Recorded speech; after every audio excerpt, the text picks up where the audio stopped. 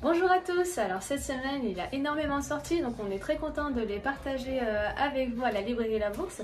Donc nous avons le 9e tome de Jujutsu Kaisen, donc la série avec les exercices. Donc là il y a dans ce nouvel épisode une mission à risque. Voilà, donc j'espère que vous allez l'apprécier autant que moi. Ensuite nous avons enfin le dernier tome de Promised Neverland. Donc voilà, les petits orphelins vont-ils réussir du coup à échapper à leur sort. Donc voilà ce très beau tome avec de très beaux dessins et une très belle réunion voilà, avec tous les enfants réunis. Donc j'espère que vous allez aussi l'apprécier. Ensuite, enfin il est là, le 27e tome de Dick Grayman. Donc moi je suis très fan et je l'ai vraiment attendu longtemps. Donc voilà, la suite des aventures et de l'enfance d'Allen du coup. Donc si vous connaissez le personnage, vous allez énormément adorer l'histoire. Ensuite, nous avons deux mangas sur le thème des sorciers. Donc le 3e tome de Mashle, voilà.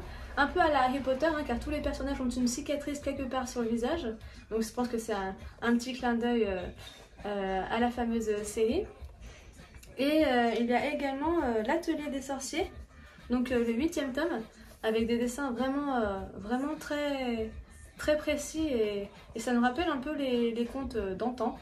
Voilà, donc une très belle histoire sur l'entraide.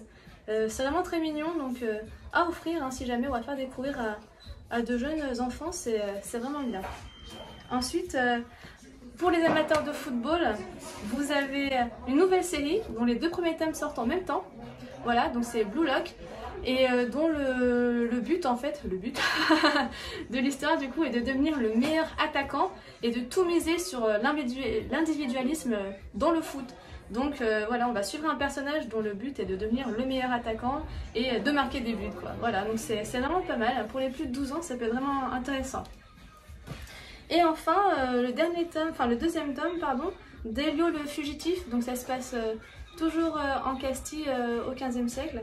Donc voilà, nouvelle aventure à suivre avec un jeune homme et une jeune femme. Nous venons donc de parler des sorties de cette semaine, donc des mangas que vous allez lire. Et pour ceux que vous avez déjà lus et que vous souhaitez vendre, les meilleures reprises cash ou en échange, c'est ici. À la semaine prochaine pour une nouvelle vidéo.